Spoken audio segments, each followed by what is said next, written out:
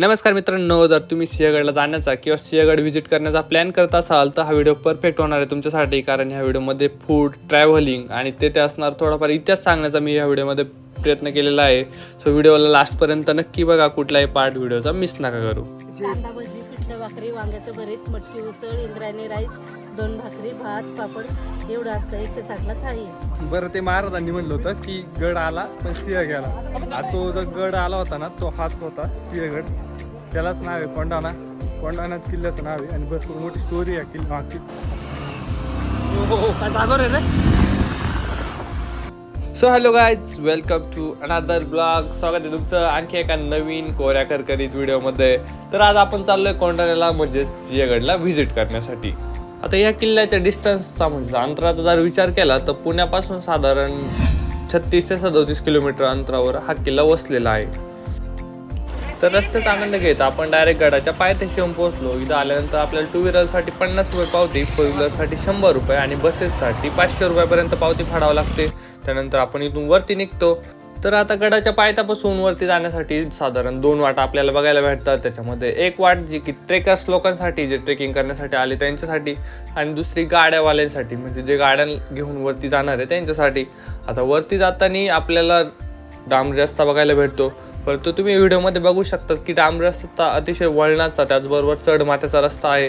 त्यामुळे तुम्ही इकडे येताना EV घेऊन येणार असाल तर त्याचा आधीच विचार करा. जर तुमची EV त्या कॅपॅसिटीची असेल म्हणजे जास्त पॉवरची असेल तरच घेऊन येऊ शकतात, नाही तर तो प्लॅन कॅन्सल करून टाका. तुम्ही दुसरी गाडी घेऊन या पेट्रोलवाली. आणि दुसरं सांगायचं म्हटलं ट्रेकर्स लोकांसाठी, तर वरती ट्रेकिंग करत जाण्यासाठी देखील भरपूर वेळ लागतो. त्यामुळे तुम्ही सकाळी येणं प्रेफर करू शकतात. सो अशा पद्धतीने 2-2.5 किलोमीटर घाटात अंतर पार केल्यानंतर आपण डायरेक्ट गडाच्या पायथ्याशी म्हणजेच गडापर्यंत येऊन पोहोचतो.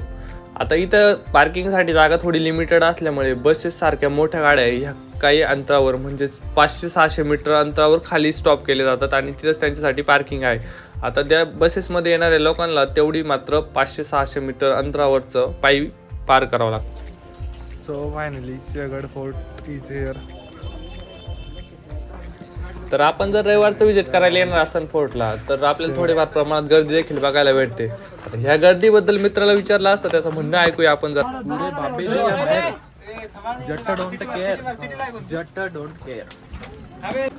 आता त्याचं हेही बरोबर आहे, कारण आपल्याला एवढी भारी ऐतिहासिक वास्तू जर बघायला भेटणार असली तर एवढ्या गर्दीच्या बद्दल काळजी करण्याची काय गरज आहे, नाही का. आता इथे येणारे काही जण सुभेदार सारखे, तानाजी सारख्या मूवी बघून आलेले असतील, त्याच्यामुळे त्यांना इथली काही स्पेसिफिक पॉईंट व्हिजिट करायचे असतील त्यासाठी इथं मॅप देखील लावलेला आहे. त्याचा फोटो वगैरे काढून घ्यायचा मस्तपैकी आणि तुम्हाला जे वाटतंय ते स्पॉट नक्कीच एक्सप्लोअर करू शकता तुम्ही.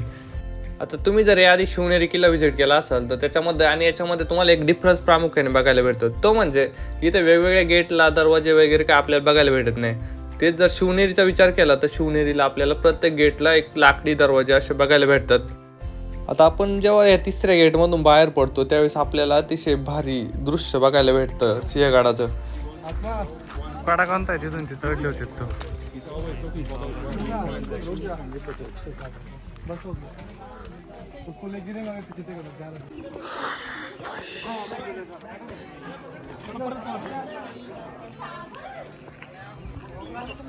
कसं आहे ना, काल पिक्चर पाहिला होता सुभेदार, त्याच्यामुळे आपल्याला आता एक्सप्लोअर करायचं सुभेदार मधली जी स्टोरी होती ती. ज्यांना माहीत नसेल त्यांच्यासाठी सुभेदार जो पिक्चर आहे ना, मराठी पिक्चर आहे आणि पूर्णपणे ह्या किल्ल्यावर बेस आहे. आणि बऱ्याच जणांना असं वाटतंय की त्या पिक्चरचं नाव तानाजी, त्याच्यामधला हा एक आहे. पण ऍक्च्युली त्या पिक्चरचं नाव म्हणजे त्याच्यामध्ये तानाजीची स्टोरी सांगितलेली आहे. जर तुम्हाला असं वाटत असलं तर पिक्चरचं बरं, ते महाराजांनी म्हणलं होतं की गड आला पण सिंह गेला. आता तो जो गड आला होता ना, तो हाच होता सिंहगड. त्यालाच नाव आहे कोंढाणा. कोंढाणाच किल्ल्याचं नाव आहे आणि भरपूर मोठी स्टोरी आहे किल्ला मागची. जर इतिहास माहीत असेल तर बघण्यात खरं इंटरेस्ट आहे चांगला. आता इथं आपण बऱ्यापैकी किल्ल्याच्या वरती आलेलो आहे आणि इथून मेन पॉईंट जे आहे लोकेशन ते 100 ते 150 मीटर अंतरावर आहे. आणि इथं आल्यानंतर बऱ्यापैकी आपल्याला फूड स्टॉल बघायला भेटतात. आता हे फूड स्टॉल तुम्हाला वाटत असेल एवढं वरती अंतरावर आहे त्याच्यामुळे कॉस्टिंग जास्त असेल, तर तसा काही विषय नाही. कॉस्टिंग पण मापातच आहे जरा, म्हणजे 20-30 रुपयापासून पुढे आपल्याला फूड आयटम भेटू शकतात. कांदा भजी, पिठलं भाकरी, वांग्याचं भरीत, मटकी उसळ, इंद्रायणी राईस, 2 भाकरी, भात, पापड एवढं असतं. 160ला थाळी आहे. ठीक आहे. नुसतं पिठलं भाकरी 50 नाही. पण तुम्ही असं विचारल्यावर चाललाय बरोबर मी कसं काय तुम्हाला तर काकूचा जास्तच आग्रह चालला होता म्हणे जेवल्याशिवाय पुढे नका जाऊ पोरं. मग म्हटलं जेवण वगैरे केलं एकदम दणक्यामध्ये आणि त्यानंतर आपण डायरेक्ट पुढं आलो. आता इथं आल्यानंतर आपल्याला इतिहास लिहिलेला दिसतो वेगवेगळ्या ठिकाणी. त्याच्यामध्ये मराठीमधून पण आहे, इंग्लिशमधून पण आहे. त्याच्यानंतर तुम्ही जर वाटलं तर व्हिडिओला पुश करून पॉज करून बघू शकतात. आता इथं जेव्हा तानाजी म्हटले होते की आधी लगीन कोंढाण्याचं मग लगीन रायबाचं, तर त्याची देखील प्रतिकृती तिथं बनवलेली आहे. त्याचबरोबर विविध मावळे कोणते शस्त्र त्या काळात वापरत होते त्याची देखील आपल्याला एक पुतळ्यांच्या स्वरूपात प्रतिकृती आपल्याला इथं बघायला भेटते. आता तुम्ही जर इथं यायच्या आधी इतिहास वाचलेला असेल किंवा बघितलेला असेल तर काही सेकंदासाठी कवा आहे ना तुमच्यासमोर इतिहास नक्कीच उभा राहिलेला आपल्याला बघायला भेटतो. आता हा किल्ला जिंकण्यासाठी ज्याने आपल्या प्राणाचे बलिदान दिले असे वीर तानाजी मालुसरे यांचा देखील पुतळा आपल्याला इथे बघायला भेटतो.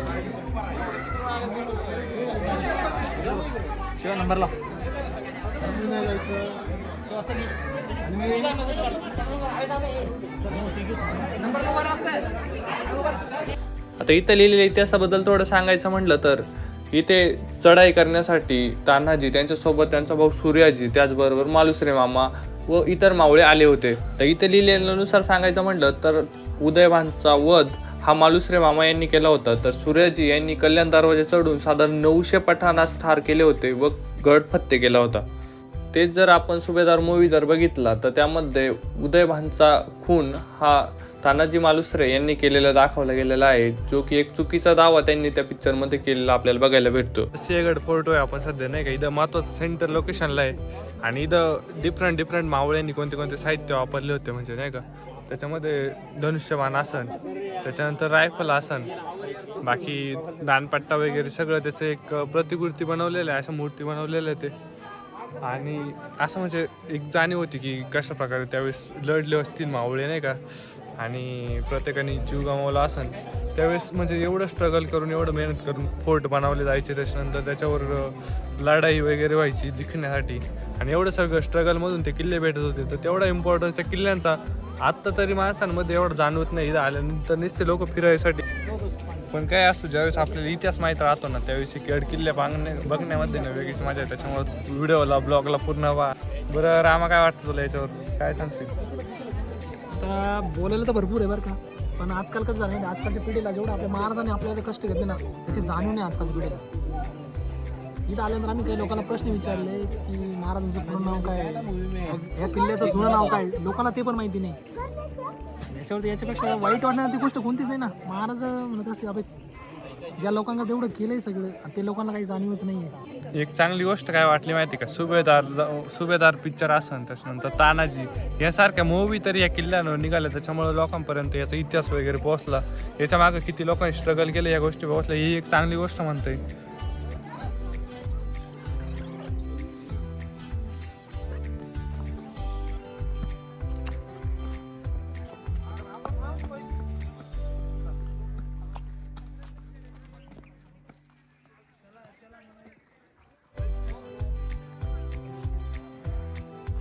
आता आपण नागिन तोप आहे ना तिच्यात पाहायला जातो, ती बघायला चाललोय. आता इकडे आपल्याला राजाराम महाराजांची समाधी बघायला भेटतात. राजाराम महाराज कोण, तर छत्रपती शिवाजी महाराजांची राणी सोयराबाई यांचा एक मुलगा होता. त्यांचं नाव राजाराम महाराज होतं आणि त्यांनी ह्या गडावर अखेरचा श्वास घेतला होता. तर आता आपण आलोय मोरदरीची तोप बघण्यासाठी. आता हिला मोरदरीची तोप का म्हणतात माहिती आहे का, ही तोप मोरदरी गावामध्ये सापडली असल्यामुळे हिला मोरदरीची तोप म्हणतात. आता इंग्रजांनी 1817 साली पुणे ताब्यात घेतलं होतं. त्याच्यानंतर पुणे ताब्यात घेतल्यानंतर डायरेक्ट सिंहगडाकडे गेले. सिंहगडाला सगळ्या बाजूने घेरा घेतला आणि भरपूर तोफांचा यूज करून सिंहगड ताब्यामध्ये घेतला होता. तेव्हा वापरली जाणाऱ्या तोफेपैकी जी एक तोफ आहे ही मोरदरीची तोफ. त्यानंतर आता आपण आलोय तोफखान्याकडे. आता सुमारे तिथं तोफ ठेवली गेली आहे, तिच्यासाठी लागणारे ते तोफ गोळ्या वगैरे असतील ते इथं ठेवण्यात येत असतील मेबी. आणि इथे आपल्याला बघायला भेटतं की इथून नजर ठेवण्यासाठी देखील जागा काही ठिकाणी बनवलेली गेली आहे. तर आजच्या व्हिडिओसाठी इतकंच. काही पॉईंट राहिले असतील ते आपण नेक्स्ट टाइम आल्यानंतर नक्की बघू. आता इथं व्हिजिट केल्यानंतर तुम्ही जर विकेंडचा प्लॅन करत असाल तर सिंहगड फोर्ट व्हिजिट झाल्यानंतर तुम्ही खडकवासलाला नक्कीच व्हिजिट करू शकता. तोपर्यंत इव्हिनिंगचा टाईम होऊन जाईल आणि खडकवासलाचा व्ह्यू देखील तुम्हाला चांगल्या पद्धतीने एन्जॉय करायला भेटेल. आता त्याचसोबत तुम्ही आणखी एक काम देखील करू शकतात की व्हिडिओला लाईक करा, चॅनलला सबस्क्राईब तेवढं करून टाका. सबस्क्रायबर खूप महत्त्वाचे आपल्यासाठी. आणि त्याचबरोबर तुम्हाला कोणता पार्ट आवडला व्हिडिओमधला ते कमेंटमध्ये नक्की सांगा. सो आजच्यासाठी बाय बाय. परत तर आपण भेटणारच आहे कारण तुम्ही सबस्क्राईब केलं आहे चॅनलला. See you in a next video.